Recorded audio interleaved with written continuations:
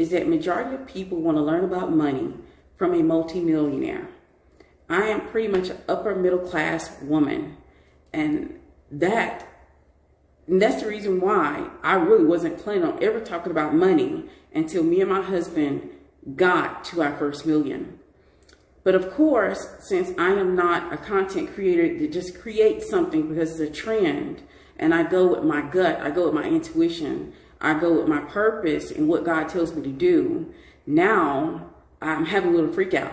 So it took me a moment to just hit the button, because I'm like, who's going to listen to someone who's in upper middle class?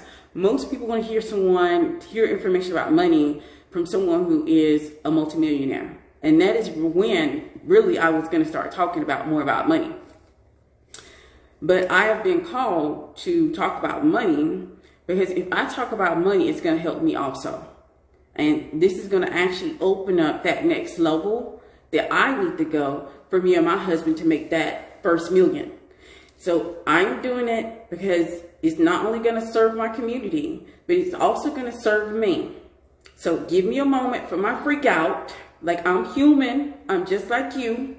And maybe you want to do this with me. This is what I do when I have my freak outs. When God is pushing me to go to that next level and I'm like, no, I'm not ready. I want to stay here. No, I'm not ready. I'm not qualified. I just sit with myself and I breathe in and I breathe all the way deep, all the way into my womb. I breathe all the way in. I breathe all the way in. I hold it for a second and then I breathe out.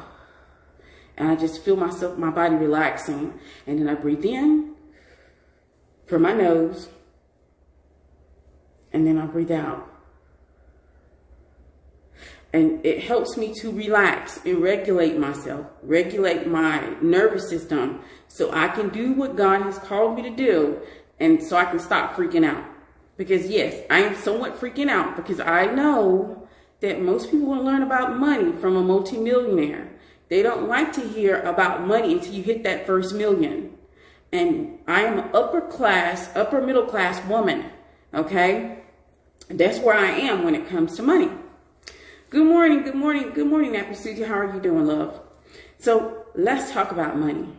Let's talk about for the love of money in mind. First of all, what you think has value has none. A lot of you all will take money, which is literally a piece of paper, and you put so much value behind it, and you're confused about where it needs to go and what it needs to do. And that reflects in your life. So you take this one little piece of paper, which what money is made of, and you forget that at one point you were bartering with cows. You were bartering with clothing. You were bartering and having an exchange with another person. And this is what money replaced. The thing is that we tend to forget money has value because we give it to it. And since we give that value to it, we make money serve us. Money you should not be serving money. So sit with that for a second and then we're going to continue to move on. So make sure you have your pens and your pieces of paper because you're going to need them. You're going to need them in this training. And this may have to, end up being a series because I don't think I can cram everything I know about money. I don't think I can. I'm going to do my best to get you caught up to where you're open for money to come towards you. But there's some more training that comes to commanding money. So let's go back. And can someone in the chat, can you be a dear and write down points that I'm going to be going through? Because as people come in, what I don't want to do is have to go backwards. I want to constantly move forward. It messes up what God has given me to say when I have to actually go back and review what I've already said. So if someone will be a dear, or someone will be a love, y'all know I love you, Pedestal Wife community, the inner circle. I don't care who is called or it resonates to actually write in the chat what I'm saying, the points that matter. You don't have to write everything. Just write down the most important points that is going to help the people that come in catch up. Don't care who takes on that job. 1, 2 people, if you're being called to do so, please write it in the chat for me. It'll keep people caught up that come in. Money is supposed to serve you. You're not supposed to serve money. one of the things that I've learned when I realized that money was not real, and it isn't. Money is literally a piece of paper that we give value to. At one point, we were bartering. We were bartering with cows. We were bartering with money. We even bartered and exchanged women to get land, houses, and resources. Money isn't real. The thing is, what's happened with money, and the reason why a lot of people are not allowing money to come towards them, is because you have blocks. And with you having these money blocks, what happens is since it's only allowed to come to you through one way, and it's through hustling, grinding, working, and doing. That is the consensus of most people who deal or make money or talk about money. And see, this is one of the biggest blocks that you may have, that I can only have it one way. Do you realize that is a limiting belief? And that is also a block. And as long as you have a belief that the only way that you can make money is by working, grinding, and doing, that is the only way money will come towards you. See, the thing is, money loves you. Money desires you. Money is your best friend. Money is always coming towards you. A lot of times we don't believe that it's coming towards it. It's coming towards us in the way of debt. It's coming towards us in the way of a negative account. It's coming towards us in how it's being made. It's coming towards us because it loves us so much. No matter what we do, money is coming towards us. And you don't recognize it because we have a negative idea or belief or emotion or self-talk attached to money. So money is only going to do what we command it to do. Or what I don't hear anyone else talking about this. A lot of times money isn't doing what we want it to do because we don't command it to do anything. So what it does when it's not commanded, it tends to jump into everybody else's pockets but ours. I'll stop right there and then we'll move on to the next part. Because whoever's writing in the chat, I want you to be able to keep up with me. So I'm going to take pauses for that to sink in. Because money loves you. It desires you. It wants to be your best friend. It wants to be under your command. It wants you to give it directions. A lot of time what's happening is because some type of emotion is connected to the money. And let me give you an example of how this happens. It could even be something as simple as jealousy. You're jealous of the Instagram model because she has so much money and she is stunting on the ground. And since you're jealous that she has so much money, you forget to program your money and command it to where it needs to go.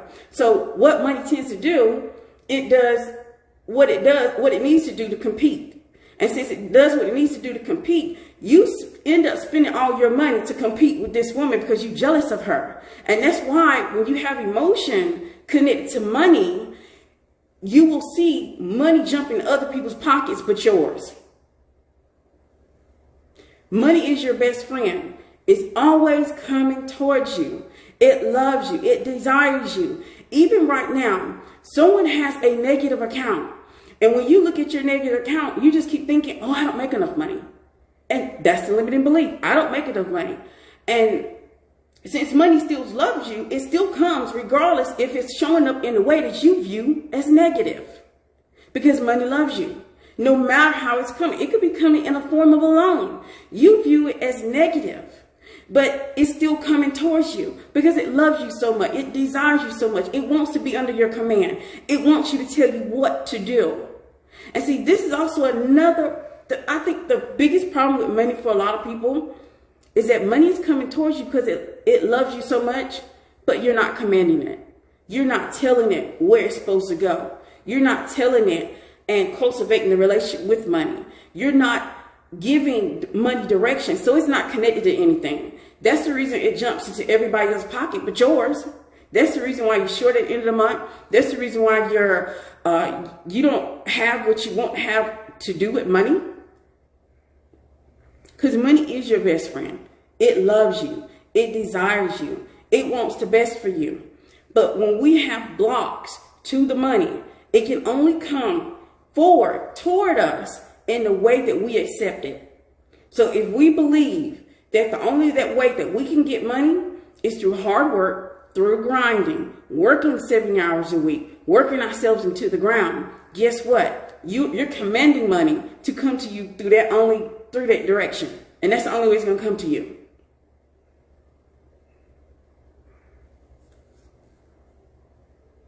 Thank you for everyone who's writing in the chat. I appreciate you so much. Thank you. But money loves you. It desires you. It wants to be your best friend. But a lot of times we have such ickiness connected to money. We have limiting beliefs connected to money. For instance, I have a limiting belief that I am working through. And this is the reason why I'm doing this training and pushing through it regardless. Because I had a limiting belief that most people don't want to listen to people who are in upper middle class about money. Most people won't listen to people who are multimillionaires about money. They don't want to hear you until you have hit that first million. And so I'm going against that limited belief because I know it's a lie. I know that I have so much information about money. It can change your relationship with money. You can learn how to have money serve you instead of you serving money. A lot of us don't realize that money is only coming towards us because we've only given it one access point.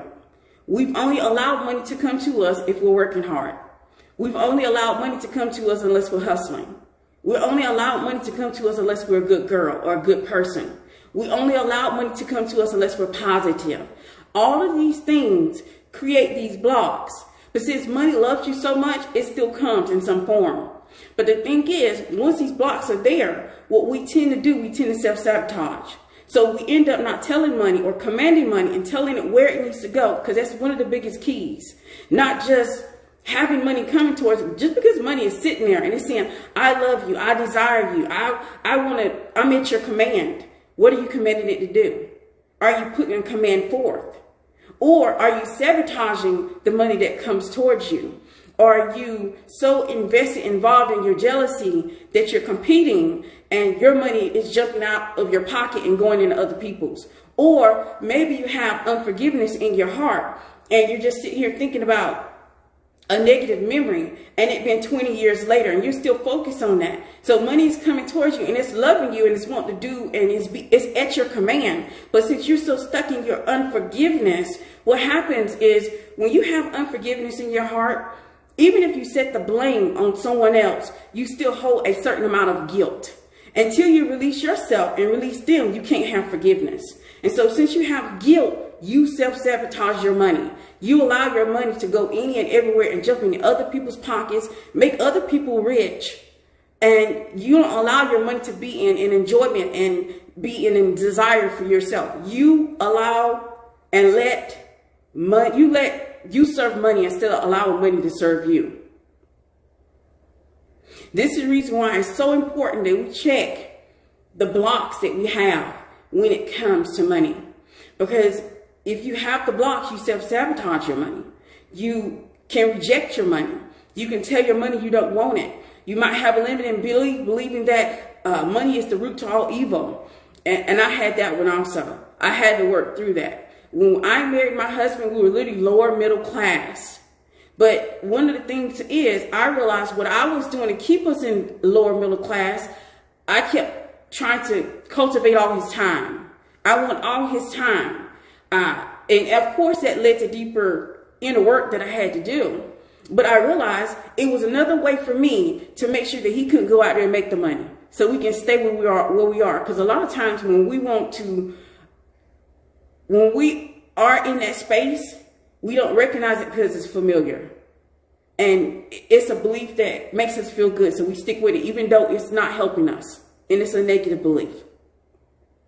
So I did these things to keep us in lower middle class for a little while until I realized I need to start working on my own money beliefs and my own blocks. Because money loves you. It's always coming towards you. It's coming towards you every single day. A lot of us, we don't recognize that it's coming towards us. We're not thankful that it's coming towards us. There's not even a little bit of gratitude that no matter what you're doing, no matter what status that you have in life, no matter how much money you are making or bringing in, that money loves you so much that it's always trying to come to you. So we don't even have gratitude that money is still trying to find us, even if it's in the form of a negative account, even if it's in the form of a loan, even if it's in the form of a debt. We tell ourselves that it's bad. It's bad. And so we tend to self-sabotage and just continue to get more in the debt and we can forget to command the money and tell it what we want it to do. So I'm going to pause right there. Are we caught up? Let me see if anybody is seeing anything. But I had to work through my limiting beliefs. If you grew up like I did, I was a church girl. I went to church probably 7 days a week. I done put into so many building funds. But when you have the church instill certain type of thoughts with surrounding money, you have to work through it in order to get to that next level. Because what will happen when you have a limiting belief and it's attached to money, you tend to self-sabotage and keep yourself at that level. So you don't go any further than what you are allowing money to come into your life. A lot of us don't realize what you've done. The reason why you have a lot of money issues is because you cut off the access to money to you. You're only allowing it to come to you one way. And since it loves you so much, it desires you and it wants your command, it's going to come in that one way. And it's always trying to assist you and help you out. It's always trying to figure out how can I get her attention? How can I get her out of this space? She is not commanding me, so we're overdrawing the account. She's not commanding me, so we're just giving our money away. And it's just going in other people's pockets. And we're making other people rich. So there's no command. See, one of the things I'm hearing in the conversation being had is when you're not commanding the money. So the money has no plan. It's just out here willy-nilly going in every direction. And that's the biggest problem that most people have, is that they don't have any plan, and they don't recognize that when money serves you, it's literally waiting on you to command it. It's literally waiting for you to have a plan for it. It's literally waiting for you to connect it to the plan. You have to connect money to the plan and command it to where you want it to go. Do you want to save it? Do you want to double it? Do you want to become wealthy? But we can't focus on the plan. You can't focus on the plan when you have the block, because the blocks are going to take up so much mental space. You're going to be so busy in your unforgiveness, so busy in your envy, so busy in your jealousy, so busy in all the emotions that money comes up that you can't command money in the first place. But it's always showing up like a friendly friend. It's always showing up in a manner that shows that it desires you. It shows up in your life in so many different areas. A lot of time what we do, we reject it because we can't accept it's going to come through that path. We only allow it to come through one way. And this limits us overall, because money wants to chase us. It wants to desire us. It wants to multiply. It wants to make us wealthy. It really wants to be at our beck and call. It wants to be commanded by us.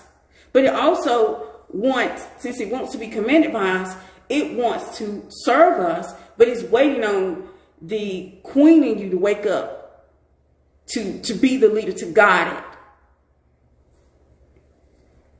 Will this be in an inner circle, or will this be safe? Always, always. All Instagram lives are safe for the inner circle. It may take me some time, because the longer the video, the longer it takes for me to compress and put into the inner circle, but you will get access to it. Money wants to serve you, and it wants to come to you in all directions, and it wants to have full access to you. It doesn't just want to come to you through your hard work, through your grind, through your hustle, through your 70 hours a week.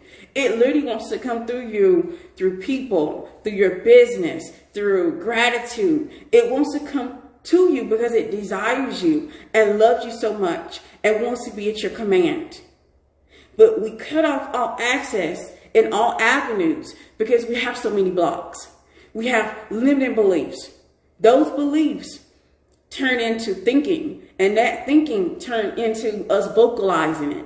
And when you vocalize something, it's a command. So you're commanding money to follow that instruction. And when it follows that instruction, then you're mad at it. You get angry at it because it followed your instruction. It followed your limiting beliefs. It followed your thinking. It followed what you vocalized. You told it that you're broke. So why would money make sure that it jumps out your pocket into somebody else's? Because you said that you're broke. You're vocalizing it. And this is part of commanding it, telling it where it needs to go. It's like money is like a faithful servant. It's a faithful servant. I know you might not like that. It's a faithful servant that serves you. So when you allow your limiting belief to connect to the money, you will self-sabotage every single time. And you will make sure that your money jumps out your pocket and jumps into somebody else's. Your money will make someone else rich. Your money will go towards someone else instead of serving you as the faithful servant that money truly is.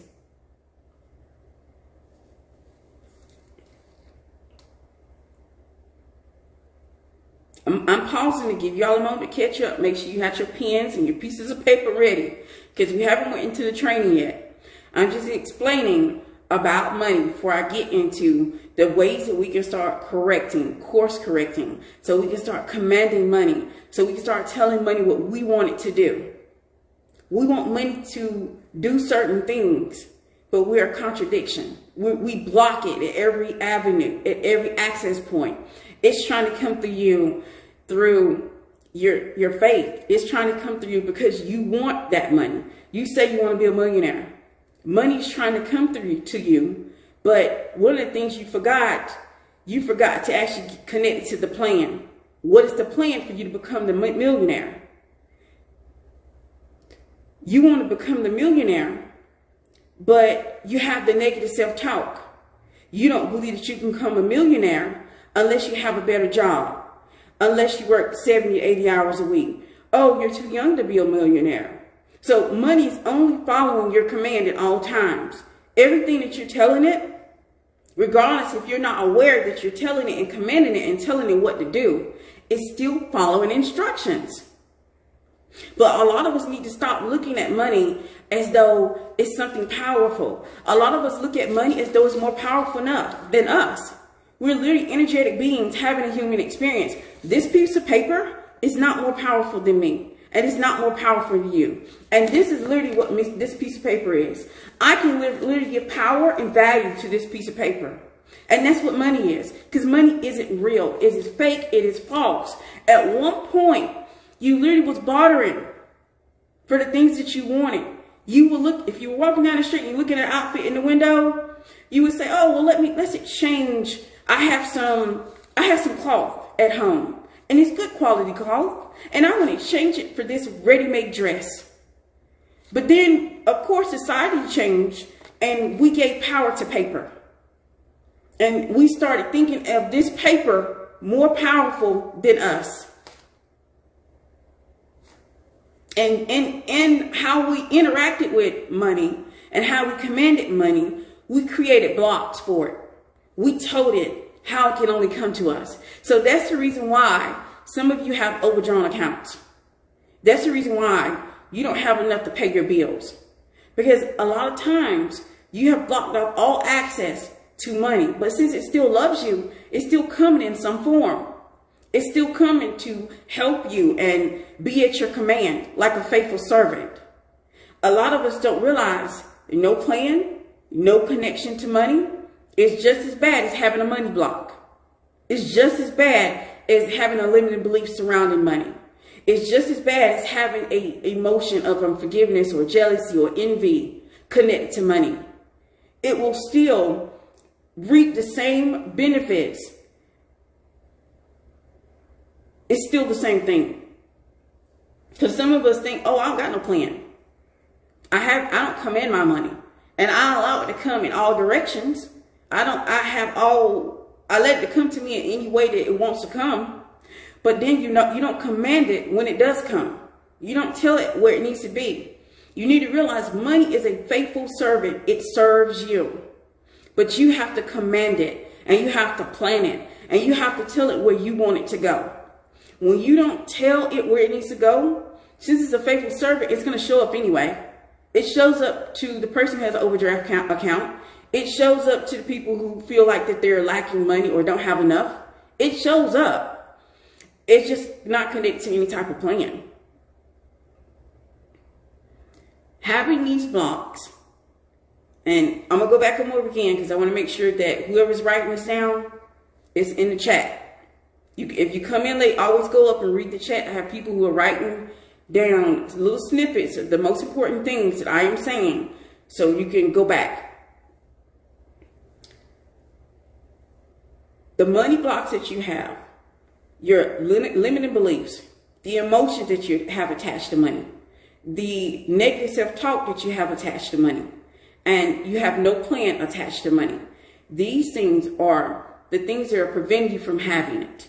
These things are preventing you from getting access to it. Even though it's coming to you in all directions at all times, it's just that you cut off all access points based off the money blocks that you currently have. And this is the reason why this is literally going to have to be a series, because I cannot attack all areas in this video. It's not, we'll be here for a while if I did that. But money serves you, you don't serve it. You give value, you give power to money. Money is a faithful servant that loves you, desires you, it wants to assist you, it wants to be there through the ups, through the downs, it wants to be there through all areas and all facets of life because it wants you that much. But a lot of us, we cut it off. We cut it off. We decide that money only gets to come to us unless we're working hard. I have to spend a lot of time in the industry before I can have the money. All these limiting beliefs will keep money from coming to you. And I think the worst belief, the worst thing that people do to money is, as it comes to us, we don't attach the money to a plan.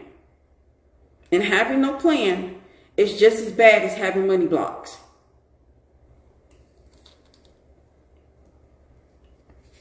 All right, so let's get in to digging some deep. We're going to get in the deep. I'm going to pull out my little notes here. So we're going to dig deeper into recognizing what our money blocks are. And so I'm going to give you some prompts. This is where your pen and paper, or pen, pencil, and paper come into play. If you have it, utilize it. And whoever's writing this in the chat, I'm going to try to talk slow so that you can get the prompts and write them in the chat. What is the first memory about money? What is the first memory about money? Is it one of scarcity? Is it negative? Is it a good memory? What is the first memory about money? That is the first prompt.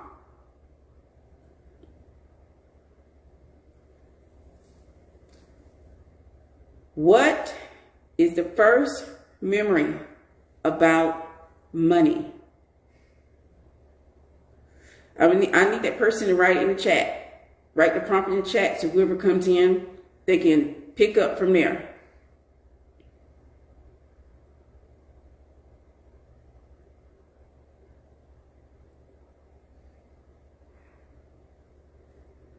Okay, my second prompt.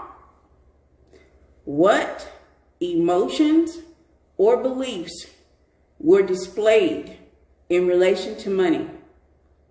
And in that prompt, we're talking about the first question when we asked about the memory. What emotions or beliefs were displayed in relation to money?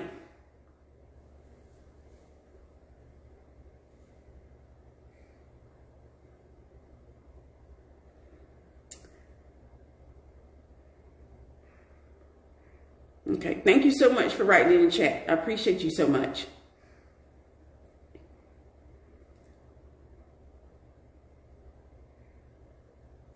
Number 2, what emotions were displayed in relation to money?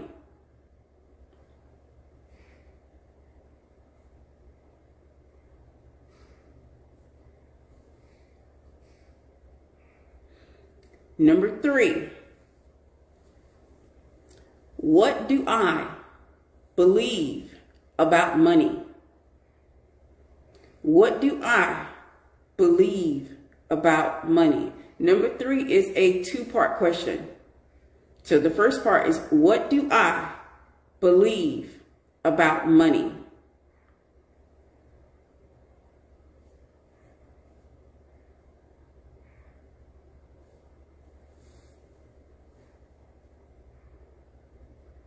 The second part to question 3, what do I believe about people who have money?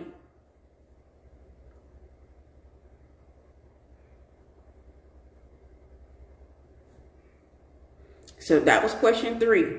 What do I believe about money? What do I believe about people who have money?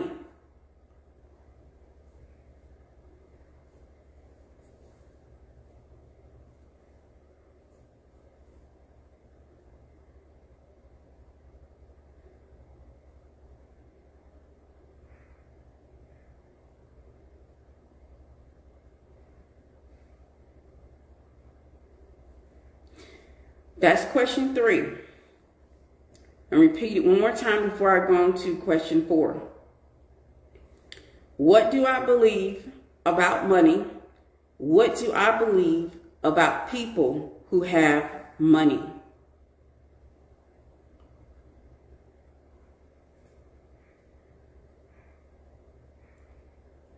And remember, make sure that someone takes it upon themselves, if it resonates with you, to write it in the chat so that you can assist people who come in late or, who want to be a part of this type of training, but maybe they didn't get the notification. I don't know what's going on. I tried to announce it to the community. Number 4, what do I think people will think of me if I have a lot of money?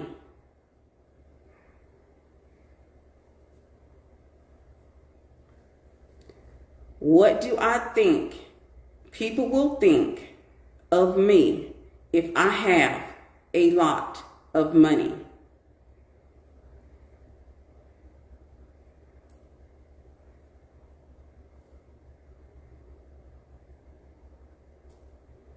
And that's number 4. What do I think people will think of me if I have a lot of money?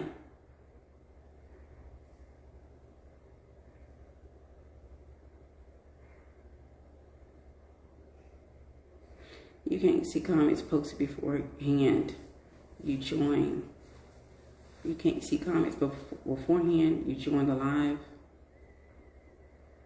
Oh, I can't pin the comments either. If I could, I would. I'll go back through them. Okay. Let me get them all said, and then I go back through them again. Number 4, what do I think people will think of me if I have a lot of money?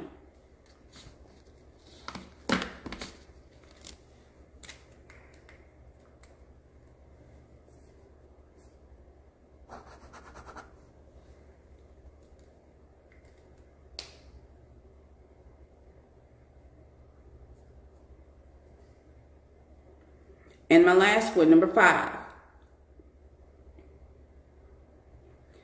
What kind of relationship do I have with money?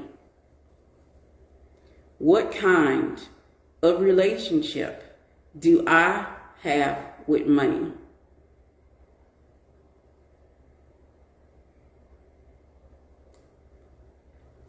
What kind of relationship do I have with money?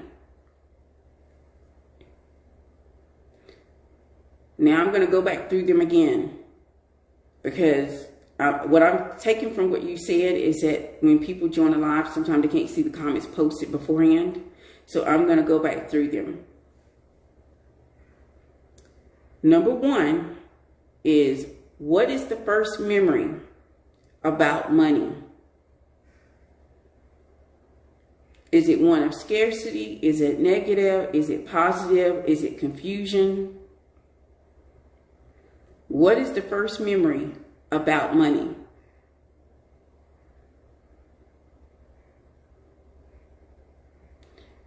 Number 2, what emotions or beliefs were displayed in relation to money?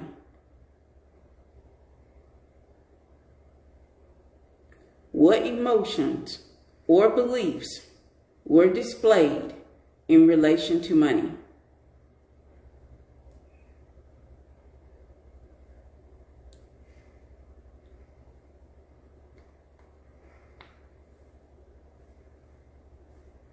Number 3, what do I believe about money? And number 3 has it's a two-part question. What do I believe about money? The second part to number 3, what do I believe about people who have money?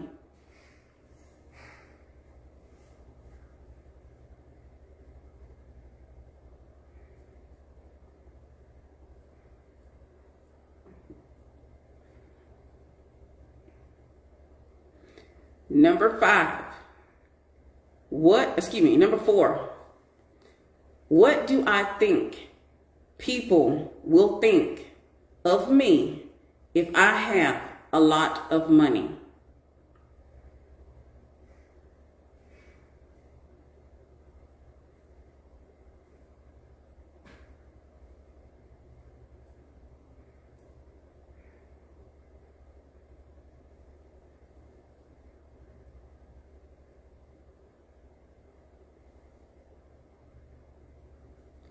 Number 5, what kind of relationship do I have with money?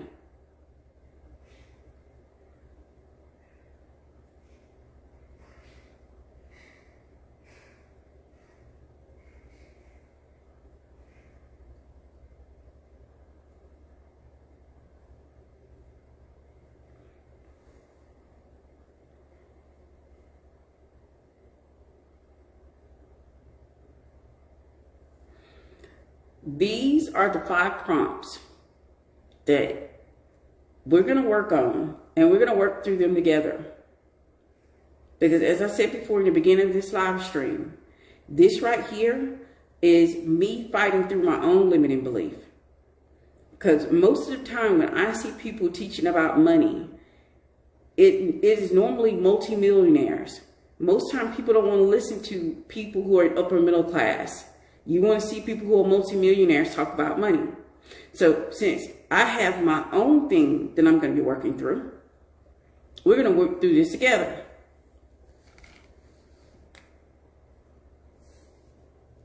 So let's look at number 1. What is the first memory about money? And I'm going to give you some time to write that out. You can use your pen and paper or pencil and paper and answer that first question. And I'm going to answer mine.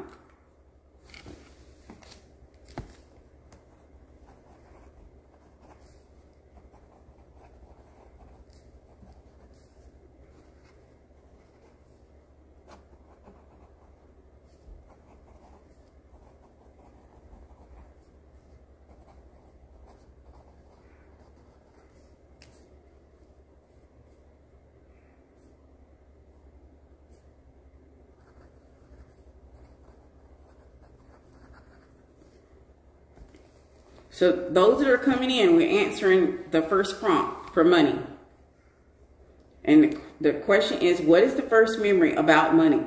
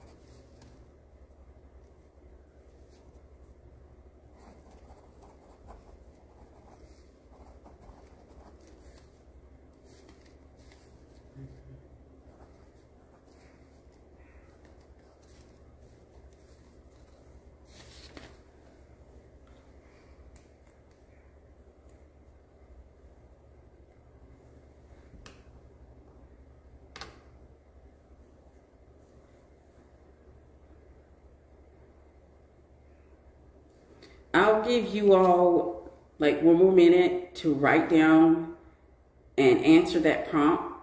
And then we're going to go and talk about that prompt. And the prompt is, what is the first memory about money?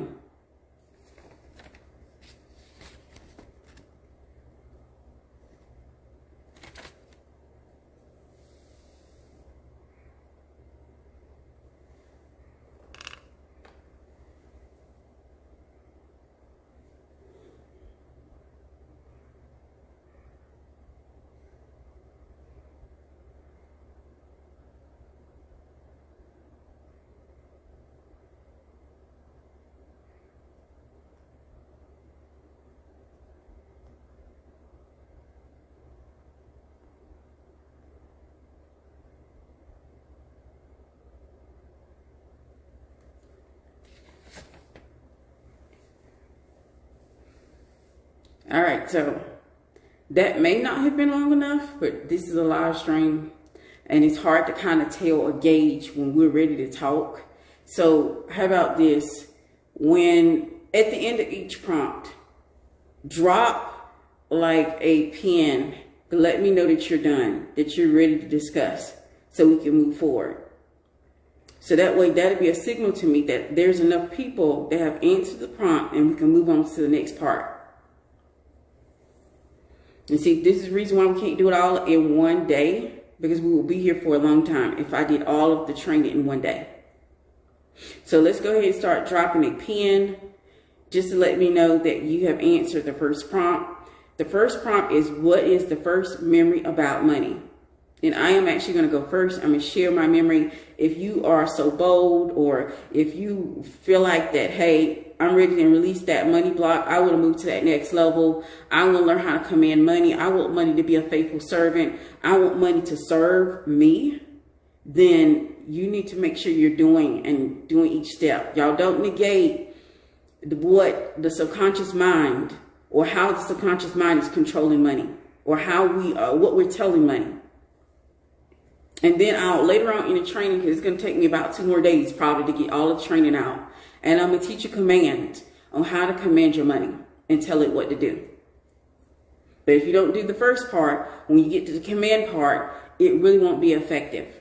I'm just being honest with you. I don't have a magic wand. This is the work that I have to do to get past my blocks. And I know that this work will help you also get past yours. Especially, I truly do believe that women are supposed to be wealthy. I believe that wealthy women change the world. But too many of us have too many blocks. Too many. We tell money not to come to us in so many different ways. And I want you to turn off all of that programming so that money can be a faithful servant and serve you. Because that's what money's supposed to do. Money is supposed to serve you. You're not supposed to serve money. So no, you're not supposed to work until you die. That does not even lead to a life of purpose. That leads to drudgery. That just leads to drudgery. That just leads to you being mentally beat down, your body beat down. We have to allow money to come to us in all ways. But before we can do that, we have to learn how to command it. So I've seen about, I seen about 3 pins that indicate that you are ready to go to the next part. I'll wait on one more. Just one more pin, and then we're going to move forward. So I'll wait for like 4 pins to drop each prompt and give you enough time. The prompt is, what is the first memory about money? And I'm going to wait on one more pin. One more pin, drop one more pin, and let me know you're ready to move forward so that we can move forward. That first memory, scarcity, negativity, confusion, what is the first memory about money? All right, yes. So I'm going to go ahead and start moving forward. This is what I wrote, because I'm doing it too. Because it's time for me to hit that ceiling. Because I've created a ceiling for myself. This training is not only for you; it's also for me. The first memory of money that I can remember is when I asked for something. I remember I really, really, really wanted this doll in the store. And I'll never forget my grandmother telling me that she basically indicated that the only way you can get money is you work hard. And since she didn't work hard enough, that she doesn't have any money. And she didn't have enough money to buy the thing that I wanted. So my first memory connected to money is being told that I have to work hard for it, that I have to put in my time for it. And if I didn't do it, I wouldn't have any. And see, the thing is, with money, money comes through the way that you give it permission to come through. So if the only way that you allow money in your life is if you work hard for it. And so even when I started dating my husband, that's the number one thing that I look for, is for him to work hard. And that's a good thing. You want to see someone passionate and working hard to get the things they want and, get the resources they desire in their life. But I still only viewed it one way. And it took me a very long time to recognize that this is a block. So even when I created the space and I sold in and I had gratitude and I called money to me, it didn't come because I didn't believe that I could accept it unless I was working for it. Now, of course, this block here I no longer have. But I felt like if I open up and let you realize you're not alone, I had this thinking too. I only allowed money to come in one way to me. Because my first memory is connected with me being told that they didn't work hard enough, and that's the reason why I didn't have money. If you're brave, you can drop yours down. I'll give the opportunity for you to drop it down. You may be helping someone else, because a lot of us we stay in this bubble, like we're in our little bubbles. We think that we're the only ones experiencing that thing. And the truth of the matter is, there's nothing that you have experienced that someone else hasn't. Like, we tend to think that because we are in our little bubbles. And you dropping the first memory about money, and I'm going to read them out so someone else will see maybe they're not alone. And then since they address it and they face that issue they have with money, you're helping them get access to the faithful servant that money is, so money can serve them. My first memory is betrayal and injustice. I was 5 and a girl asked me for change. While looking for coins, one of my bills fell and she picked it up instead of giving it back. My mom were not supportive.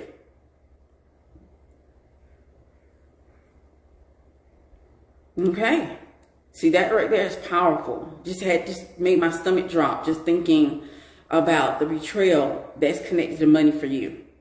And 9 out of 10, since you have somewhat of a betrayal when it comes to money, you expect it to betray you in some way.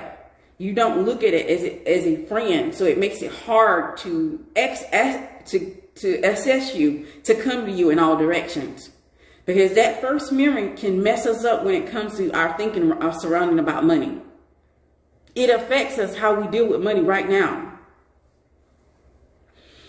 As a child, when my mother and I would go shopping, I always had to wait till the next check or the next time to get what I wanted. Or I had to really want it. See, that's another way to affect money when it comes to how you deal with money. So I would be very interested what your relationship is with money because of this first memory. 9 out of 10, you might be that person who, since you had to wait, you're always telling yourself to wait. You always tell the money to wait. Don't come right now. Hold off.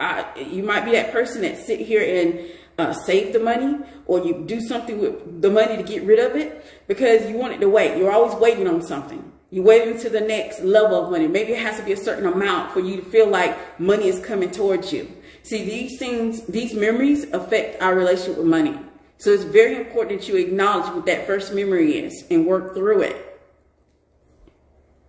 She blamed me for letting that bill fall and said it was my fault because I did something. She did not allow being in the yard when I was supposed to stay inside. I spend it loosely. So you're always trying to get rid of it. You're always trying to get rid of it. And it's all connected to that one memory. Do y'all see how powerful it is for those first memories when it connects with money and how it can affect us overall? And the thing is, to get rid of something that affects us overall, we have to acknowledge it, that it's actually happening. So then we can take our power back and we can have money serve us instead of us serve it. And that's what happens. And this is the reason why this conversation is so important and it's so powerful.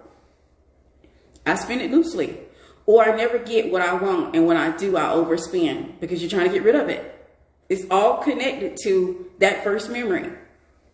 But with you acknowledging it, you're on the path to working through that block. Now that you know, you're more aware and you can start breaking that block apart. We're going to go through, and that's what this training is, the beginning of us going through and working through the blocks.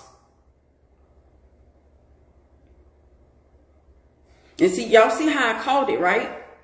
Because in doing this type of training, I've learned how money works. So when you tell me your first memory, then I kind of can understand what you're doing with your money.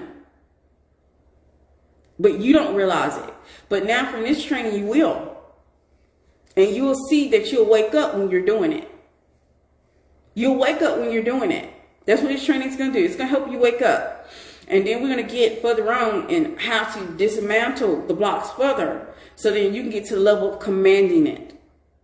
Because we are energetic beings having a human experience. Money is false and it's made up. You have the ability to give it value and tell it where and what you want it to do.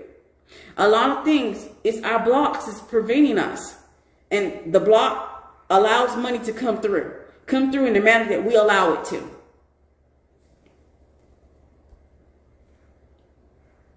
Okay. It was something first conceptual and then material. It was something you had to work hard to get. My parents used to fight about it, and it was a sensible subject. I get it if I work good at school. So you've been taught that the only way you get money if you earn it. You have to do something difficult, something hard for it. You don't just get to have money because it loves you. You don't get to have money because it's a faithful servant. You don't get to have money because it serves you. You get to have money because you do something for it. And so 9 and 10, you're always trying to figure out what more can I do in order to get more money. Spot on. The way I behave with my money, I don't want to look at my bank account because I am scared of what I might see. But when I finally connect, I'm like, what did I do? What happened? And that is always, and the thing is, even when we start asking those questions, you would think that would make us more self-aware and make us make different choices and connect a plan with our money. But that's not what's happening, because all of the things that happen, the limited beliefs, the negative self-talk, the emotions, all these things play into our subconscious, and it drives and it controls and it commands our money, and we don't even know. We do not even know. So we will literally run our accounts to the ground, get into, even though money's coming towards us, we'll overspend, overindulge, because money is only doing what we are commanding it to do, and you're commanding it at all times. We just don't realize it, because unconsciously we're commanding money. And what I want to do is I want to make you consciously command money so you can have money to serve you and tell it what to do. Because money is a faithful servant. You just got to know how to command it. Like I'm scared. Like I'm scared of it. I like having money, but I don't want to take care of it. See? And when you're scared and fearful of money, we'll get rid of it. We will get rid of money quickly when we're scared of it, when we're fearful of it. When we don't know what to do with it, we'll allow our money to jump out of our pockets into everybody else's. So you see what I mean when I say emotions. Scared, fearful, envy, jealousy. All these emotions connected to money will make us have our money jump out of our pockets into everybody else's. It's like here you go. You get 100. You get 100. You get 100. You get 100. And that's how we are with our money. And we're doing it unconsciously. We're doing it unconscious. These are all the programming running in the background.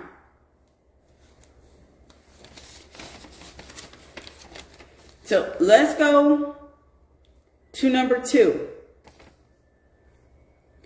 What emotions or beliefs were displayed in relation to money?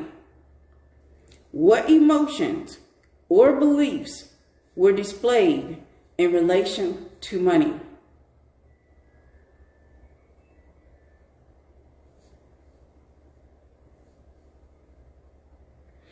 I'm going to go ahead and let you write that one, and then you all remember, just drop a pen to let me know you're ready to go to the next question.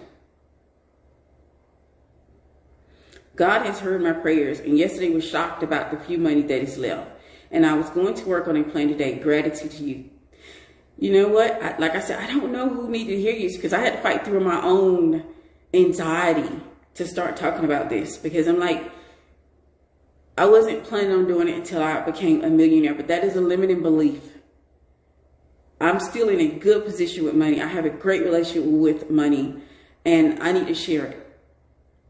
And that's what God told me. And I'm never going to go against what He is telling me I need to do. I'm just going to fight through it and do what God has led me to do, because I know beautiful things will come from it. So number 2, what emotions or beliefs were displayed in relation to money? And we're still talking about somewhat that first memory.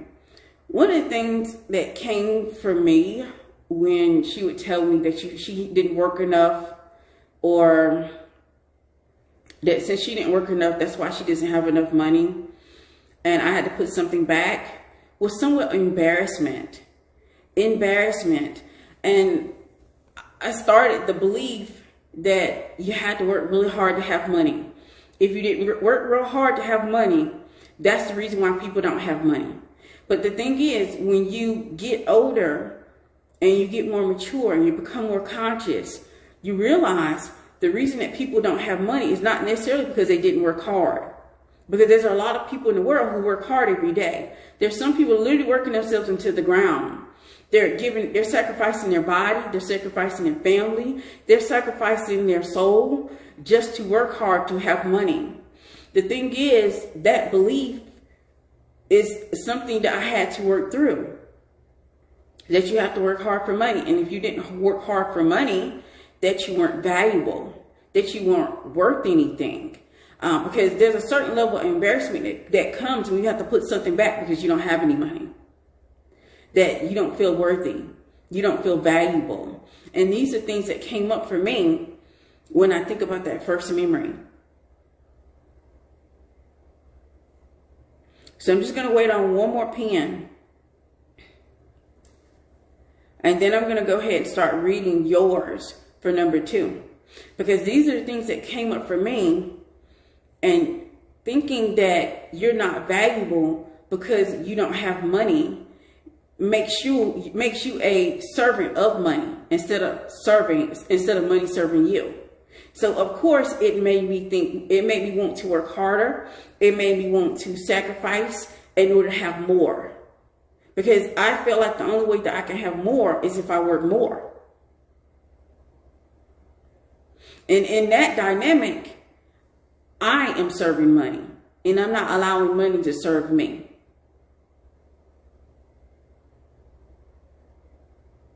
So yes, did it get me some things? Yes, it did. But overall, I couldn't enjoy it. I realized that my heart was closed to the things that I had. Because they don't tell you about that, right? They don't tell you about working yourself into the grave or overworking yourself to the point that you are a servant to money. And when you're a servant to money, it blocks your happiness. You can't be happy. You can't be joyful. You can't enjoy the fruits of of the work that you do in the first place. So yes, and I had it pretty early on, because at 17 years old, I had my car, I had my little apartment, my 1 bedroom, and my nice little car. But I had worked myself to the bone to get that. at 17 years old. But I was not happy, because that's what happens when you're a servant to money. When money serves you, you're able to enjoy the fruit. You're able to enjoy what it serves to you. And you can appreciate it also, the faithful servant that money is. But they don't tell you about that. That's not spoken about. That's not spoken about how you sacrifice your happiness, because you're sacrificing yourself. Because money was never meant that hard to get. It was never meant for it to be that hard to receive, or that hard for it to come towards you. But since we block it off in so many areas, it only has one way to come through. And that's, since it loves you so much, it's still coming. It's like, I'm still coming towards her. I love her so much. I'm still going to show up. Even though she's not going to be able to appreciate me. Even though she's not going to be able to love on me. It's still showing up. So that's what I got for number 2. And I'm going to read yours out loud, because like I said before, reading yours out loud will help someone else in the chat. Because most people think that they're the only ones that this has happened to. You may be freeing someone else and inspiring someone else to move up to the next level. All right, so let me go. Okay. Fear of lack, betrayal, injustice, confusion, scarcity, suffering. From my experience from seeing my mom suffering because the tenant did not pay for 7 years, she was so stressed out. She had I can't even say that word. Alopecia. I can't say that word, y'all. Sorry. But I know what it is. It's like when you start losing your hair. Besides, I remember at 6 hearing my parent discussing about money, like, you owe me this amount. I pay this amount for you. Then I asked them, they are going to divorce.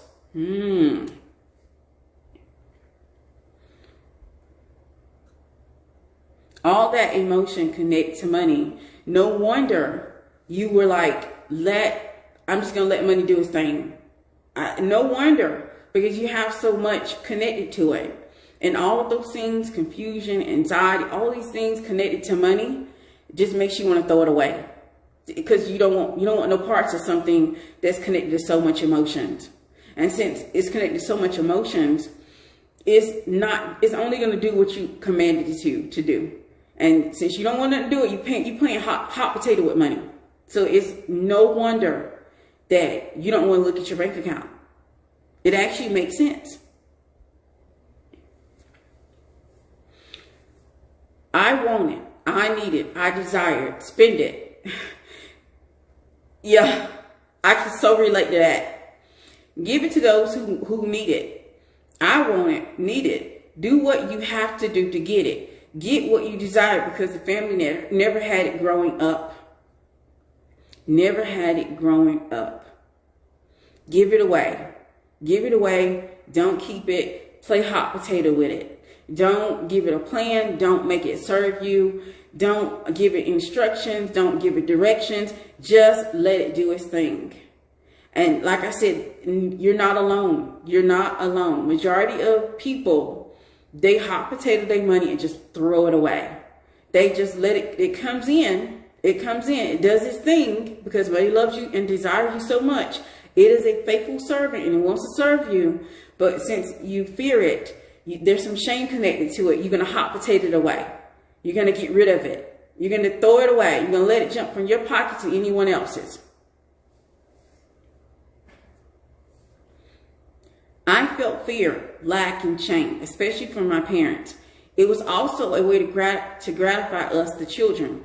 Money was associated with two extremes. And see how our families began that first memory of money, and then the way what we connect with money is how it relates to us and how we use it too. If we fear it, we're scared of it, we feel some type of shame connected to it, we try to hot potato the money away. We try to get rid of it any way possible. If that means overindulgence, overspending, giving it away, not giving it a plan, not commanding it. We do all these things to separate us from money. But remember, since money still loves us, it's still coming towards us. It still wants to serve us. It's still following directions. It's still doing what we allow it to do.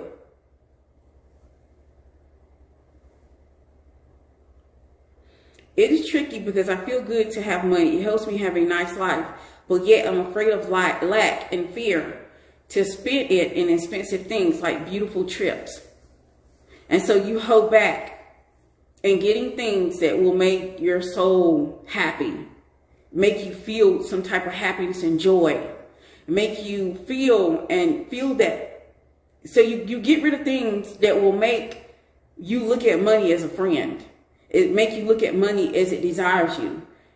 It actually is more comfortable and more familiar for you to look at money as though it may do something, or you don't have any control over it, or that it has its own mind and you can't tell it where to go and what to do. And the thing is, like I said before, what happens is, since we have these first memories of money, and that money is connected with so many emotions, we tend to do whatever we can to separate ourselves from money. And what we do in the long haul and over our life, we tend to be serving money. And see, money is always a little bit confused because money is supposed to serve us. It comes as a faithful servant. But the things that we have connected to us has made us serve money. It made us work for it. It made us, you decided to limit yourself from it so you can only get it in certain ways. This is the reason why it's so important that we address these things. This is so important in our money blocks, especially if we want to get beyond it and we want to learn how to command it. And we want money to serve us. Money has always been a faithful servant. Man created money in the first place. It is not real. It is a fantasy. It is fake. It is nothing but a piece of paper that we gave value to.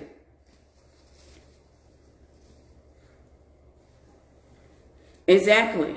I dream of visiting New York since 2008. My sister gave me a gift card that covers a plane ticket, but I keep finding excuses like it will be too expensive.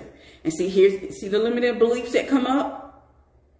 The limited belief that it's going to be too expensive, that we can't afford it, that we haven't worked hard enough to earn it. Money's only doing what we tell it to do. So maybe during this time, since you have that limited belief, even if you have the money, you make sure you don't have the money, just so you don't take that trip that will make you feel fulfilled and happy. Because as long as you are a servant to money, it robs you of your happiness and joy. It makes sure you don't do things that will make you feel fulfilled and expanded and recognize money for what it is. And as long as we have this type of relationship with money, we will continue to cut off all access to us for money. We'll limit it. So 9 out of 10, you do what you can to make sure that things stay so expensive that you never take that trip. And so that way you can always continue to confirm that it is too expensive. Like I said, money is we're always commanding money, but we don't realize that we are. But a lot of us are commanding money through the blocks that we have for it, or the limiting belief that we have for it, or the emotion that we have connected to it. So we're commanding money because money loves us so much. It's a faithful servant. Money was always meant to serve you. That's why we created it. We created money. We gave value to paper. We told people that, hey, this is $100 and I want to exchange this $100 for an outfit or for cars or for money or paying bills. You gave value to it. Man gave value to the money. So it's always a faithful servant. But we need to look at how we view money and how we're allowing money to come in our lives. If we're viewing money through our blocks, it's limited. It's only going to come through the way you allow it to come through. And when you are a servant to money, you also you're not able to be happy with it. Basically, you're in opposition of money. To sum it up in a nutshell, if you are a servant to money, you're in opposition to it.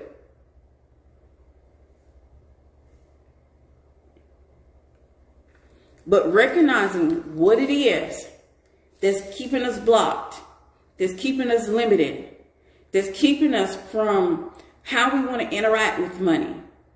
We need to look at the blocks that we have, the beliefs that we have, the emotion that we have, and the reality that we don't have a plan for money. So you want a faithful servant, and just think about it. Think of money as like a person that's showing up in our life. So you want a faithful servant to show up and know what it needs to do without any commands. So you have no plan attached to the money.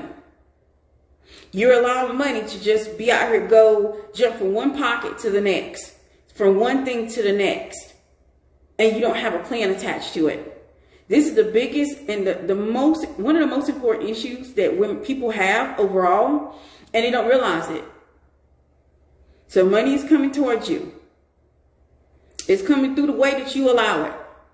But then when it comes towards you in the way that you allow it, you don't have a plan attached to it.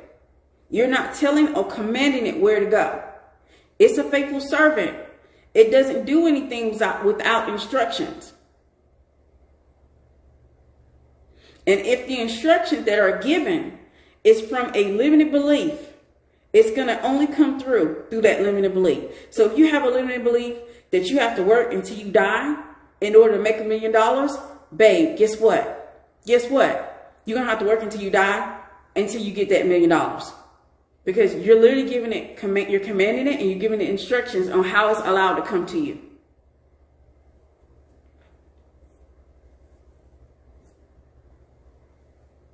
So you're giving it instructions unknowingly and unconsciously. The first part to this is for you to wake up and be aware. That's what this training is for you to wake up and be aware. I haven't even gotten to the part how to command it, because it's probably going to take I'll try to do it in just one more training and that's it. But I want to be authentic and I actually want to help you.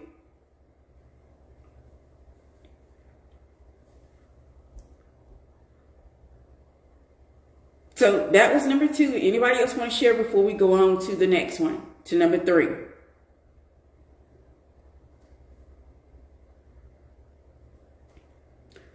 Number 3. Remember, number 3 has 2 parts. What do I believe about money? What do I believe about money is the first part.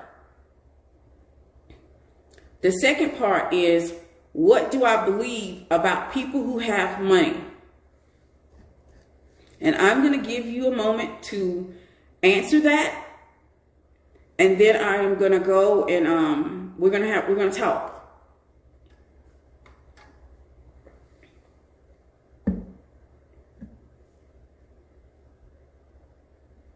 I have to read this out. I cannot go without reading your comment out because it is gold. It is literally an affirmation in the beginning process of commanding money to do what you want it to do. Faithful servant money, I command you to come from perfect divine source to bless my life for land, home I own, trips to explore the world, divine giving purposes that invest in my life. That is a command in itself. That is literally an affirmation and command to money to tell you where you want it to go. Faithful servant money. And see, this is what happens when we follow the word of God instead of just following our own limiting beliefs and our own emotion. So this really right here, this just made it all worthwhile. Every bit of angst that I had starting this live stream, this comment right here just really made it worthwhile, because this is a command in itself. This is the beginning of one of the best commands I've read in a long time. Faithful servant money. So if you want to write down what she has written down for yourself, I suggest you do so. Faithful servant money, I command you to come from perfect divine source to bless my life, for land and home I own, trips to explore the world, divine giving, purposes that invest in my life. That is a beautiful command. I love it. You have so many pieces to it, and it's just part of the training. Just part of the training. So just imagine when we get to the second part of the training, how powerful your command will be. Please repost online. Y'all, I'm kind of scared about reposting online. Why? Because I have angst surrounding this, and I'm working through my own beliefs of should I even go and dive into talking about money. Just because I have money, I'm better off than the general public. Most people want to listen to millionaires.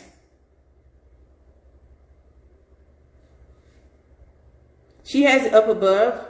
Faithful servant money, I command you to come from perfect divine source to bless my life for land and home I own, trips to explore the world, divine giving purposes that invest in my life. I think that's a beautiful command. Of course, that's a great beginning, but I already know that the reason why you were able to get that far is because of the training. You actually, there's some ways you can tweak that, but we ain't got there yet. So we're going to start with that. I feel like that's a beautiful beginning. I feel like that was inspired. God really touched you and gave you a great command to command money. Repost the command. Ooh. Y'all, if I could pin this in a live stream, I would. How about this? Someone screenshot the command. Screenshot the command and DM me the command, and I will repost it to the stories or to my page. And I might even repost it on YouTube so it'll get a lot of views, so people can come across it. Because I think that's the beginning of a great command. There's some things we can tweak, but trust me, we're going to get better with our commands and what we're asking for. So everybody can scroll up and screenshot it, but if you can't scroll up and screenshot it and send it to me, and I will make sure I repost it because it's absolutely beautiful.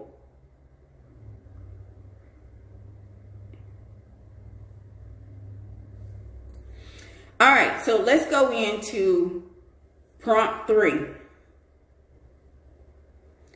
What do I believe about money? Remember, this is a 2-part question. The second part is, what do I believe about people who have money? And I'm going to wait for you to drop a pen before we start the discussion.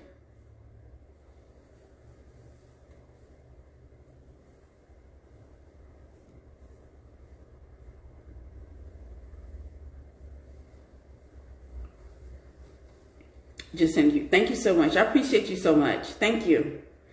Because it's so beautiful. I can't even wait for us to get to the end of the training because I know your command. If you're already picking up on it that fast, just imagine what your command is going to be at the end. So we're on prompt 3 for those who are coming in. What do I believe about money? What do I believe about money? What do I believe about people who have money?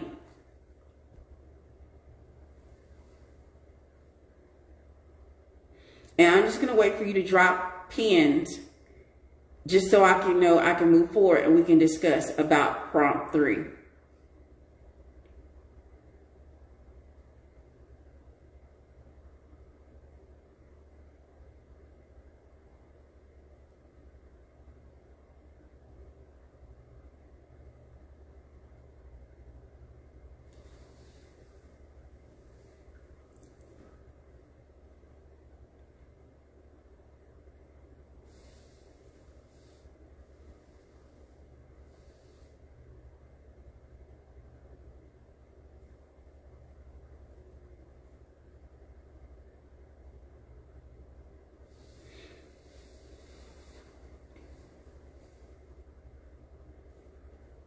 What do I believe about money?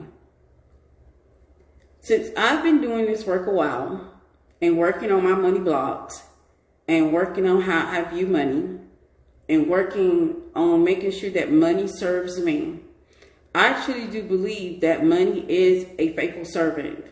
That if you command it and learn how to command it properly, that money will go and do whatever you need it to do for you.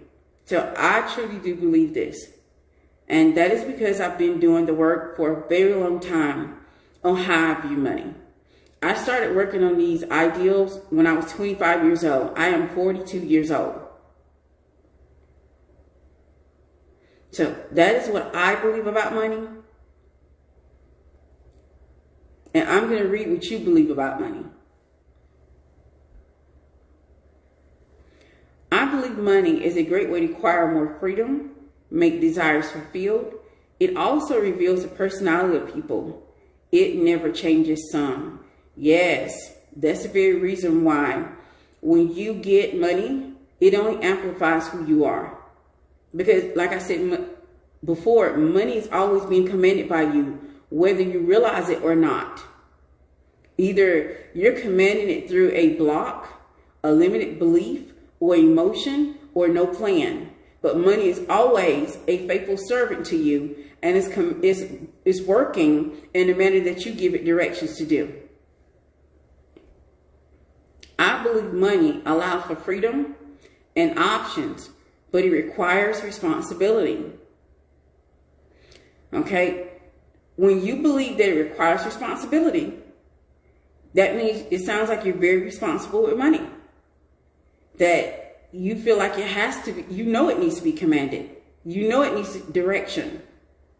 You know that you have to tell it what to do.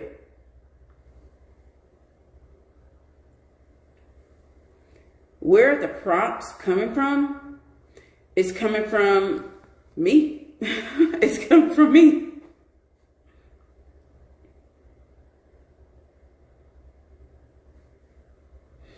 It's coming from the ones I created for this training specifically. Yeah. It's coming from this training that, because I wanted you to recognize your money blocks. So that's where the training is coming from. It's energy. It's free. It's freedom to live heaven on earth. People who have money have tapped into their divinity and has no scarcity. That's why it comes to them so easily. Absolutely. Absolutely. Absolutely. I love that money is energy.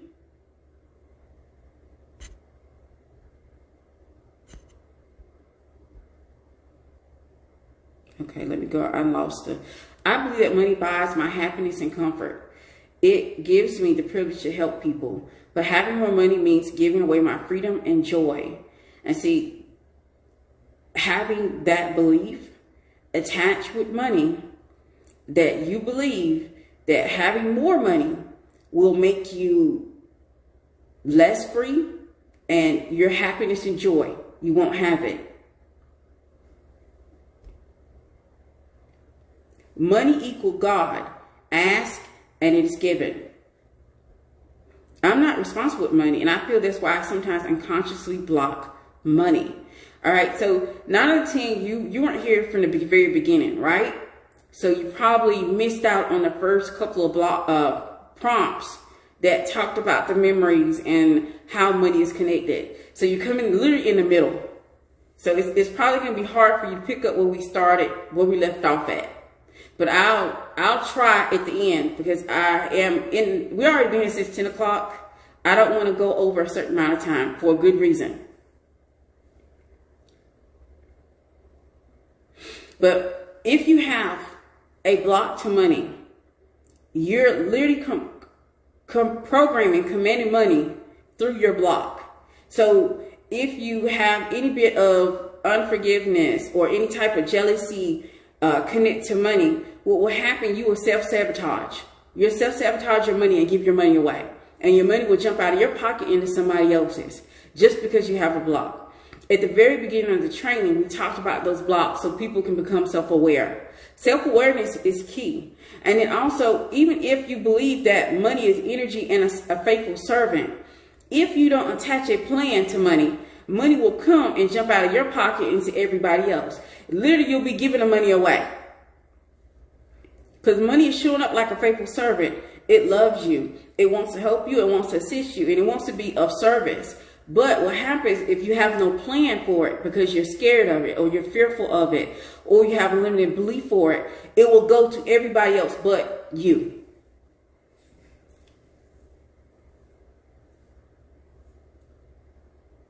And so that's what we've been doing with the prompts to clear the blocks. But you got to become aware of what the blocks are. You can't clear something that you're not aware of. So you're going to have to wait to the end because I don't want to stop here to pick up and go all the way back. If someone wants to assist, because if you've been here since the beginning and you want to catch her up, you can do so. I have no problem with that.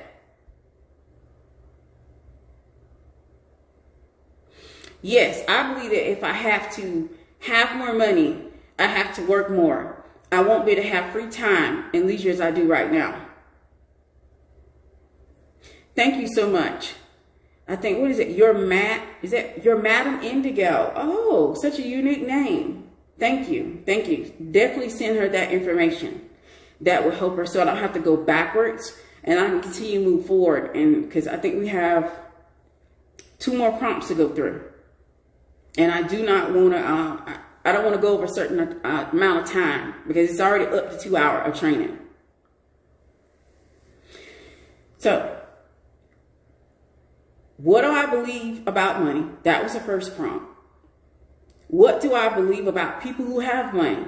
And see, this is another one that get people, that really, really screws up people in their relationship with money. When you see other people with money, you become jealous or envious because they have money. And so you begin to think, talk against money. Remember, what we think and what we speak out loud, we give power to.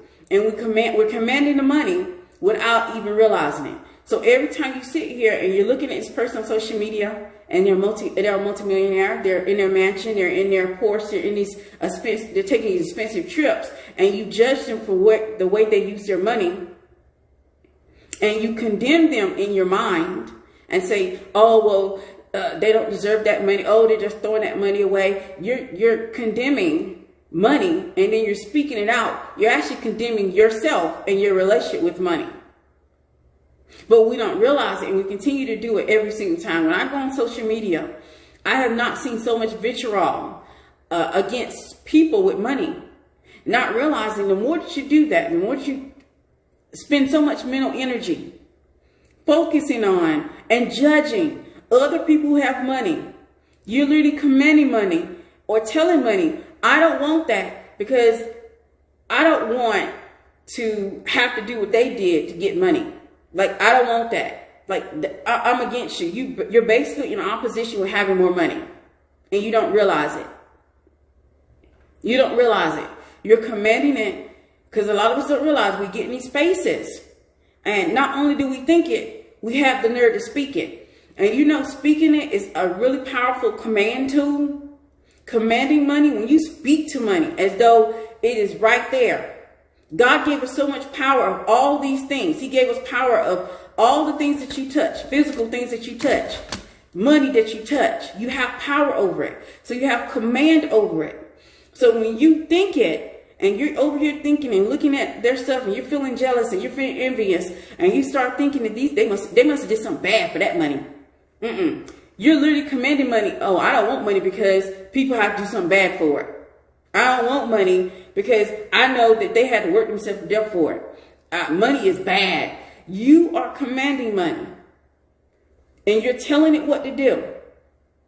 So money is literally limiting itself to from coming forward towards you.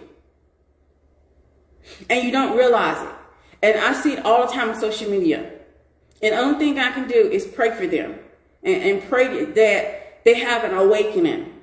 Because that is the only way to realize that money isn't real. We give money so much more power than ourselves. You're an energetic being. You're a being blessed by God with so many gifts that you are giving power to a piece of paper. It's just like I can give power to this piece of paper. I can tell you this is the paper to the afterlife. I can give power to this paper, and y'all are giving power to money. So that is what's happening, and I understand it. I see why so many people keep themselves from experiencing money being a servant of them, because they're spending too much mental energy and too much mental space in judgment. And you're judging money and the way she spends her money, but you're also commanding your money. And we don't realize that. So when you start getting around people and they're talking about rich people and they're like, oh, they're evil. Money is the root to all evil. Have you heard that before? Am I speaking to anybody? Have you heard that before? So you look down on rich people because they got that money, but then you don't realize that you're commanding money how it should come towards you. So you're limiting money from coming towards you because you believe that rich people had to do something evil to get that money. You've judged them. And you're spending so much mental energy, mental space, worrying about what someone else has, that you don't even have time to command your own money. So your money is jumping out in everybody else's pockets. And you're making other people rich instead of yourself.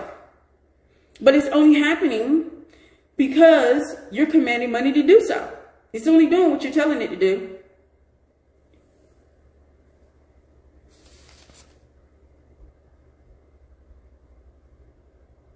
A lot of us don't realize the reason why we're judging them.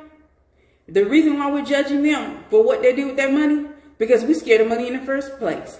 We're fearful of what will happen when we have money. We're scared of what's going to change in our lives. We're scared. Some of us are even scared that we won't even get to heaven if we are millionaires.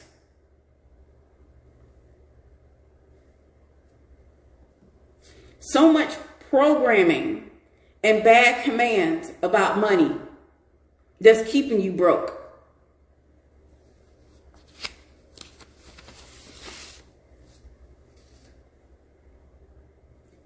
All right, so I'm going to read down below what you have to say about what do I believe about people who have money. The power of the tongue is a sharp sword. Absolutely. Absolutely. God gave us commands of all of this physical realm. So when we sit here and we judge and we be in envy or we're competing, we're commanding our money and limiting it to what it can and cannot do for us. And then we have the nerve to speak it. So we speak it over it, which it's already powerful that we're thinking it. But then we speak over it also. It's like the nail in the coffin.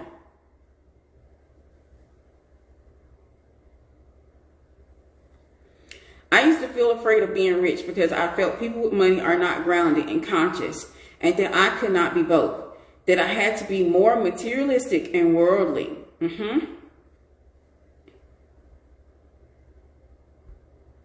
So true.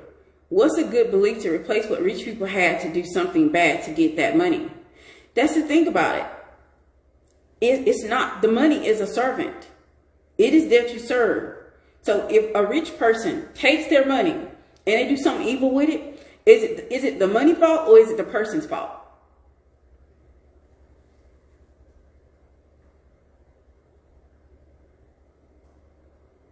So it's not the money, it's the person. All money does is amplify who the person is.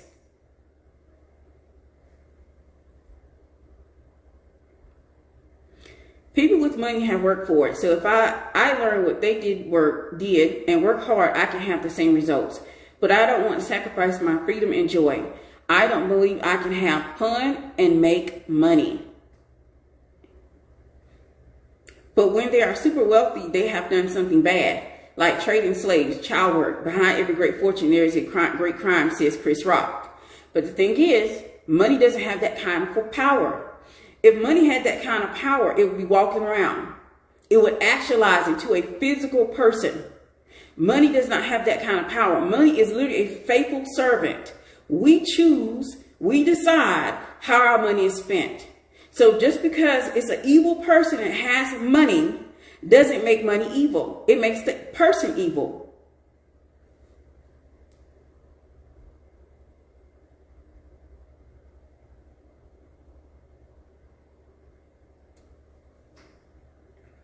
And it's good that you recognize that you have these beliefs, because then we can start unraveling them.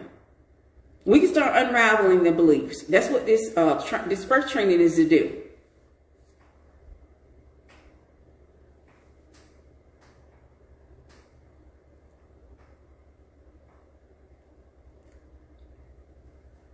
Yeah, because money doesn't get up and say, oh, well, let me go ahead and start putting child labor together. Let me go in and exploit people. Money does not get up and make all the decisions on its own. Money is usually commanded. It's a servant. You command money. Normally, people who have money is because it is amplified. Their evilness, their mindset, their conscience is amplified. And the funny part about this, when it comes to someone evil and they have a lot of money, they have allowed money to come to them in all directions. They don't care how to get it. They don't care how to receive it. So this means, think about it. This means a serial killer could be rich. A serial killer can be rich because the serial killer doesn't have any hang-ups about how money is supposed to come to them. They don't have any conscience about how they can make the money. They don't tell money that you can only come to me unless I work hard for it and work myself to the ground. But you do. You have this type of thinking when literally a serial killer can walk around as a multimillionaire. I want you to think about that for a second, because money is a servant. You don't serve money. You don't serve money. Money serves you. But you will serve money as long as you have money blocks. As long as you have limiting beliefs. As long as you don't command it and you have no plan. As long as you're overly emotional about how it comes to you.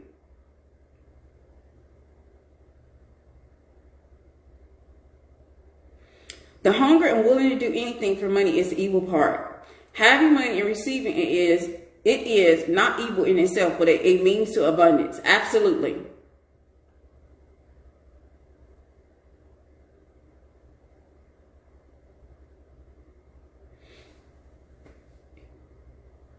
All right, so that was number 3.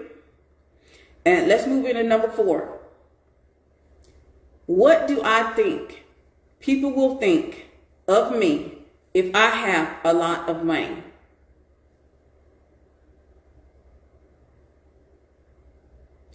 What do I think people will think of me if I have a lot of money?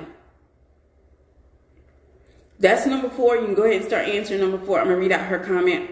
So you're saying if the person is evil, they will acquire their money in an evil way. If a person is holy, they will acquire their money in a holy way. What I'm saying is that even an evil person can decide to command money, allow money to come any way that it is given. An evil person can decide, oh, I'm going to receive money no matter what. I'm going to receive money even if I steal it. I'm going to receive money if I knock people over the head to get it. They don't have any blocks to receiving money. You can choose to receive money in an evil way, or you can choose to receive money in a holy way. Even that is not even needed. That is not even needed. Because remember, money is a servant. You tell it, you program it, you command it.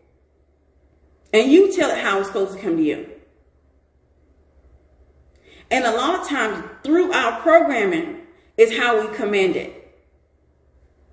But what I have found out, and what was very surprising, is that the people that you all consider evil, they don't have any hang-ups about money. That's the reason why they can make it in all areas.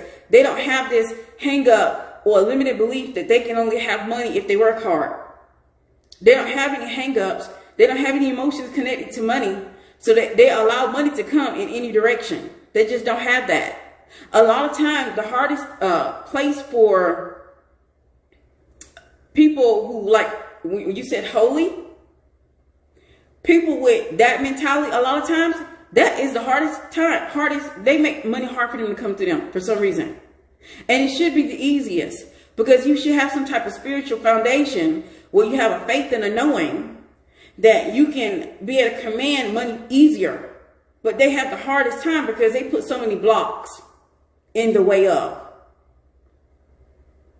But it really doesn't matter. Money can come to the holy person. Money can come to the evil person. Because money is a servant. You command it. You write the program. You tell exactly how you want it to come to you. And it's not based on a person being evil or holy. But someone who is holy, you would think it would be easier for them to command money, because you have that spiritual foundation. It should be easy, but I realize that the people who say that they're holy, they have too many blocks. They limit money.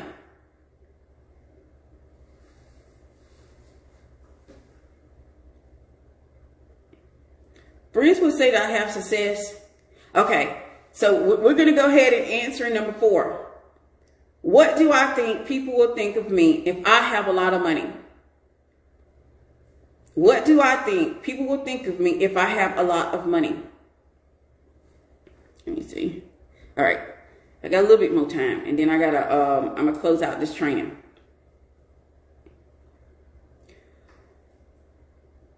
Most of us, when it comes to what people think, especially our loved ones, is very important to us. We have to learn to separate what people think and what we should have in 2 different containers. And this goes down and goes back to our beliefs in the first place. But what do I think people would think of me if I have a lot of money? I think that when I hit that millionaire status, because I will hit it, I feel like that a lot of the people that I have, that's a part of my life, in my real life, they absolutely love me. They want me to have that kind of money. They want me to have that kind of success. They want me to have that comfort. They want me to have that freedom. So they want that all for me. Okay. I feel like they want me more along the lines of teaching, so that they can replicate what I did. So that is what I think. When I get to that next level, that more people are going to want to know more of the things that I know about money, so they can have it also. They're going to want me to help them replicate it. Okay, friends would say that I have success. I am confused when it comes to family. They have taught me not to choose my husband for his money, but for what is in his heart. However, I always see my mom making comments like her husband has money. Her kids send her a lot of money. It makes me think that she values it. So somewhat of a contradiction. That she does. She is telling you one thing, but believes another.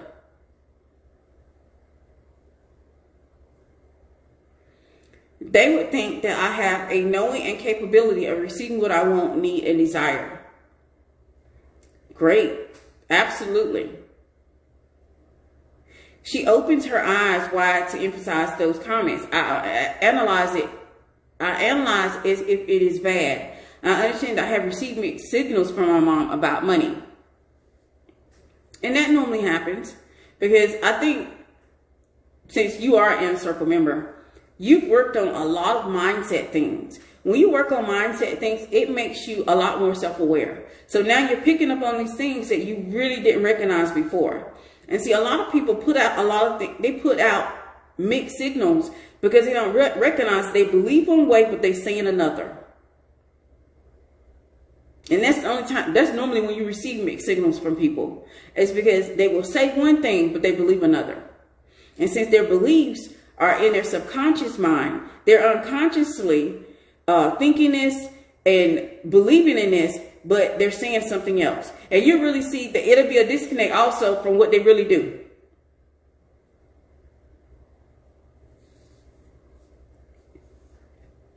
So we're still in prompt 4.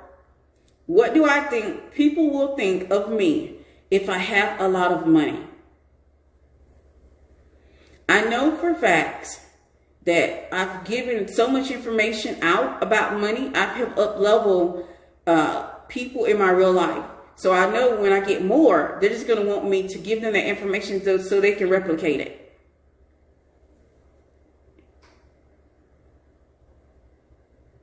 And since I view myself as someone who wants to serve the community and serve other people, I'm going to be ecstatic to be able to help other people replicate it so they can make more money. Because I believe that we could be, I specifically believe that women definitely need to be wealthy. Like, women need to be wealthy because we're the ones who say, hey, look at that homeless man. We feel empathy for them and we want to help. We want to assist. We want to help children. We want to help women in need. We want to do all these things to help and assist, but we need to work through our money issues so that we can become wealthy. And see, the thing, wealthy is not just the energy, it's a vibration also. The more that you get on that level, the more you attract more people who think like you, and you're going to attract the type of man who is also wealthy. So does anybody else want me to read their comment out loud? Remember, we're doing this together, these prompts, so that we can work through our money blocks. Because in order to start working on a money block, you have to know that it exists. You have to know that it's there. You got to know that's what's going on with you. Not acknowledging it is a way to keep you in the dark, and you're going to continue to see your money jump out of your pocket into other people's. I think my family will ask me to help more. I feel already overwhelmed with the role that they have gave me in the family. I'm releasing a lot of energy doing this live training. I feel lighter and tension is leaving my body. Thanks a lot. Thank you. Thank you so much. You all don't understand. These live streams, they also help me up level. Like sometimes I'm like, did you say that? Yes. Because it just opened up another layer of consciousness, another layer of knowing for me.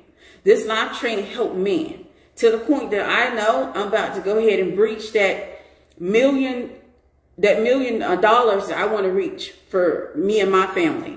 And that's the next level for us. And I know it's going to be the next level for us because I'm actually being obedient to what God is telling me to do. Because you all know I started this live stream with a lot of angst, a lot of anxiety. Like, I didn't want to talk about money because I know how social media views people and what they consider experts of money.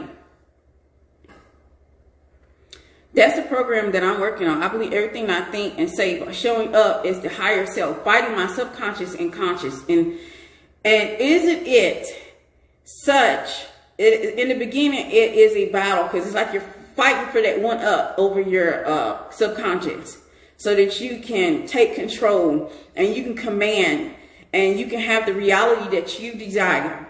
But trust me, on this journey, what I've learned, it gets easier and easier. The more that you acknowledge it and become self-aware and you work through these things, you'll start to see your reality start to shift and change. And the things that you desire starts to come forth and come at your command. Please, where can I watch this again?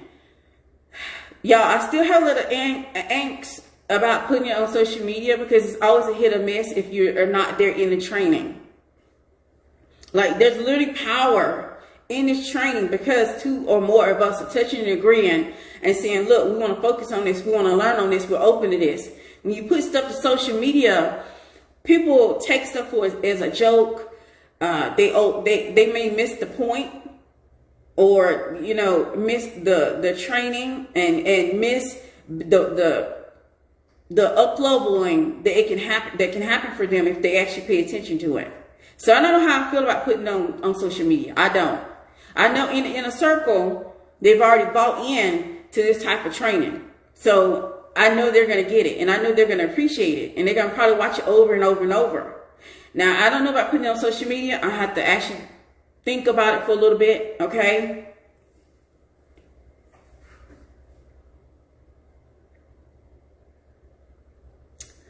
All right, so let's go to number 5, okay? What kind of relationship do I have with money? What kind of relationship do I have with money? And I'm going to, that's my last question. We're going to go over that a little bit, and then we're going to wrap this up because it is 2 hours. It's a long training. And then we're going to do part 2 to the next step after we start looking at the blocks. And the only thing I ask you, if you want to really attend the part 2, cut on your notifications. Cut on your notifications so that you can get the notification from part 2. You can join, you can join the inner circle to rewatch. I'm going to have to really, go into God and pray about it. Should I put it up here? Because I don't want it to get lost. I don't want it to lose its power. Like, I feel like to a certain level, and this may be a limiting belief also, is that when you put training up on social media that is only meant for a certain few, I feel like it loses its power and it loses the power to change. And I don't want any of my content to ever do that. So I am very careful about putting it on social media.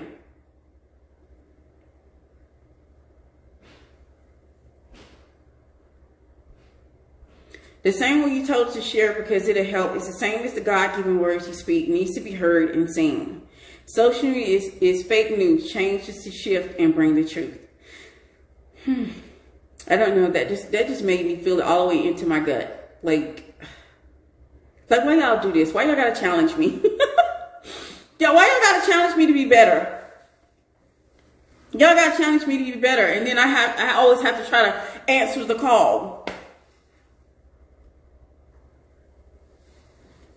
That is very true. Yeah, how about this? We'll go back to this before I end. And then I have to pray about it and see where it takes me. Because I'm going to follow instruction. I'm very obedient. If God is leading me to post it to social media, I will post it to social media. I've posted training before. But usually I try not to because sometimes it loses its power without direction. And because we're doing it together, it's so much powerful. Versus if people be like, oh, I like it, or I don't like it, that type of thing that social media gives it. So number 5, what kind of relationship do I have with money? What kind of relationship do I have with money? This is very true because we all in this together. Yes. I like having it around, but I don't take care of it nor show it appreciation. I realize I reproduce the abandonment and neglect I have suffered as a kid. And see, this is how you know that your subconscious is so powerful. The memory of what happens as a kid is still affecting how you command your money and how you tell your money to show up. So you tell your money you don't give it no plan.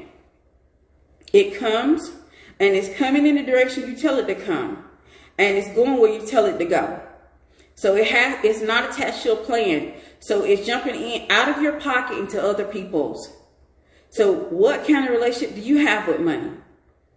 This is a very important question. What relationship do you have with money? When I start looking at money as though it's a servant, instead of it controls me, it tells me what to do, it tells me what I need to be doing, how I need to earn it, and I start looking at it as it's a faithful servant. It's just waiting for me to give it instructions because it loves me so much. I shifted the whole dynamic. And then money started to come to me in so many different ways. Literally, I go to sleep at night and wake up to money. And not because I have a business either. I have woken up to cash apps because someone's saying, hey, I really want to give you something because you have helped me so much. I just want to bless you. I have woken up to going to the mailbox and getting a check that was unexpected. Now, because I realize that money can come from every direction and I allow it in my life and I look at it as a faithful servant, I flip the entire dynamic in relationship that I have with money. So look at what kind of relationship do you have with money. It will tell you a lot of how you're commanding and what you're telling your money to do and how you're allowing money to have access to you. You'll learn if you are a servant of money or do money serve you. We're all working on being our better selves. Keep the focus on serving God's purpose, not serving the people it's not meant for. It's easy to get lost in the sauces that these platforms can offer. Absolutely. Nothing but truth. Nothing but truth.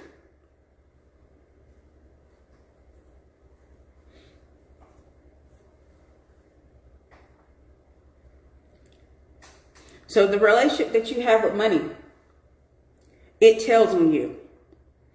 The relationship you have with money tells if you have more money that you can spend, if you have more money than you can give, if you have more money and excess and abundance of money, or if your money is showing up and trying to force its way to you where you have a negative account, or where you have to take out loans, or where you don't have enough money to last to the end of the month. Money is always being commanded. Either you are taking and having money serve you and letting it be the faithful servant that is meant to be, or you're serving money by working yourself to death to get it, because that's the only way you will allow it to come into your life. Your relationship with money will speak to how it comes to you. You can look at how your money will come to you and what type of relationship you have. And it shows you the fruit of your labor. Well, not fruit of the fruit. I don't want to add labor because money can come to you without labor. The relationship I have with money is relearning it and relearning how I need to be of purpose for me, reloving myself.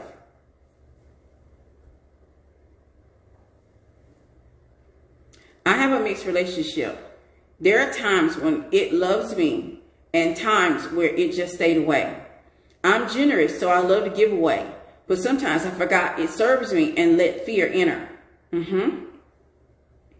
See, that's the reason why we have to understand our relationship with money and why we're commanding money to leave us, or we're commanding money to force its way through to show that it loves us. And you will see it, and you'll notice it by how it shows up in your life.